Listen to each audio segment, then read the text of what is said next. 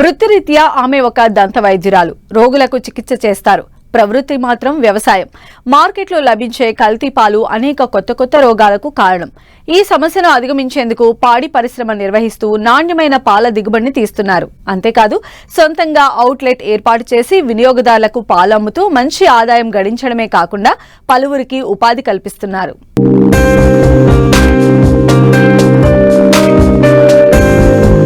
వ్యవసాయ అనుబంధ రంగంగా పాడి పరిశ్రమ వాణిజ్య స్థాయిలో విస్తరించింది. రైతులు పదుల సంఖ్య నుండి వందల సంఖ్యలో పశువులను పెంచుతూ ఆర్థికంగా నిలదొక్కుంటున్నారు. అయితే నిర్వహణలో సరైన అవగాహన లేకపోవటం వల్ల కొంతమంది నష్టాలను చవిచూస్తున్నారు.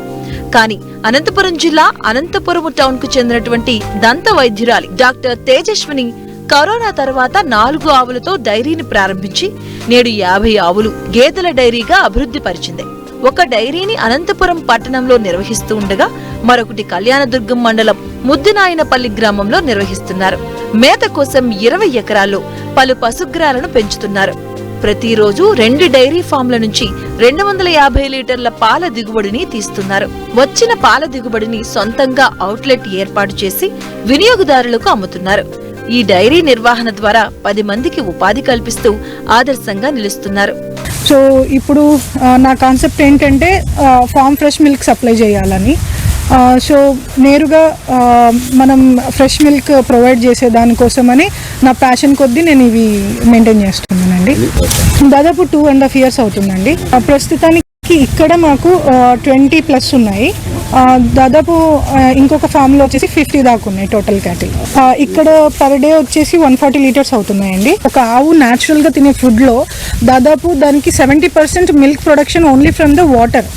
సో వాటర్ అనేది ఉంటుందండి, న్యాచురల్గానే ఉంటుంది. సో యావరేజ్గా ఒక కౌ అనేది 4.8% ఫ్యాట్ ఇస్తుంది.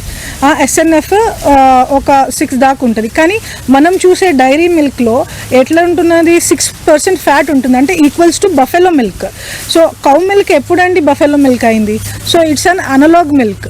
అంటే మనం ఏదైతే మిల్క్ అనుకుంటున్నామో అది అనలాగ్ మిల్క్ అనమాట.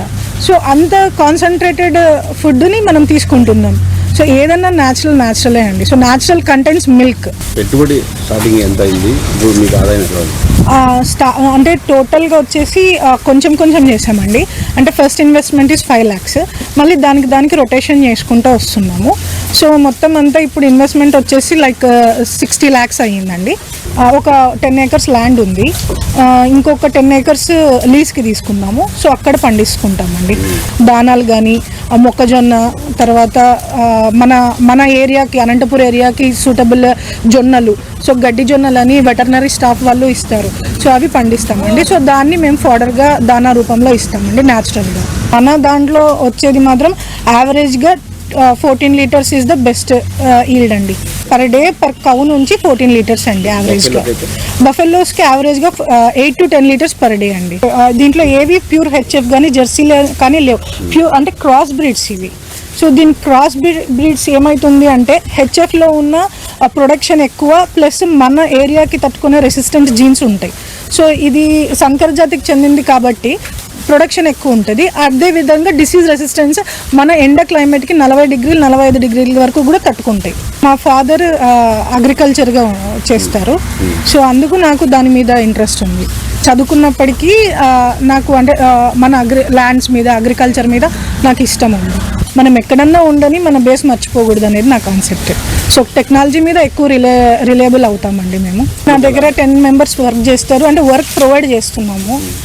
అంతే కదండి. ఇప్పుడు ఒక ఇండస్ట్రీ నుంచి consider this as an industry. So 10 మందికి ఇప్పుడు జాబ్స్ ఉన్నాయి.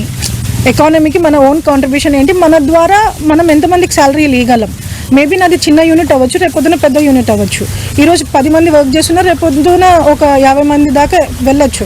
సో మహిళలే దాదాపు ఒక 6-7 మంది ఉన్నారు.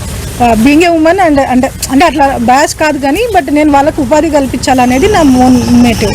రీటైల్ షాప్ ఉంది, అక్కడికి వెళ్ళి తీసుకుంటారండి కస్టమర్స్.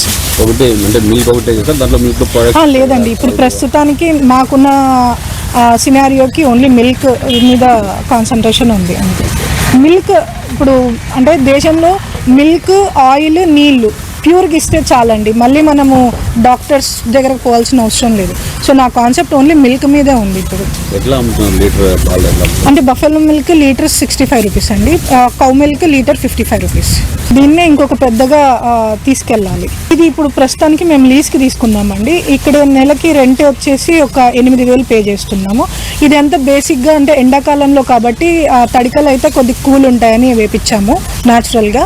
సో ఇదంతా కాస్ట్ వచ్చేసి 1 lakh అయి ఉంటుందండి, ఫ్లోరింగ్ ఇదంతా. ఎంత బస్సులో ఒక్కొక్కటి ఎంత పడింది? 80 to 1 lakh పడుతుందండి. కౌ వచ్చేసి 70,000 అలా పడుతుంది. స్టార్టింగ్ ఎన్ని ఆవులు పెట్టారు, ఇప్పుడు ఎన్ని ఆవులు ఉన్నాయి? స్టార్టింగ్ 4 కౌస్తో స్టార్ట్ చేసింది 4 కౌస్తో, ఇప్పుడు 50+ ఉన్నాయండి క్యాటల్.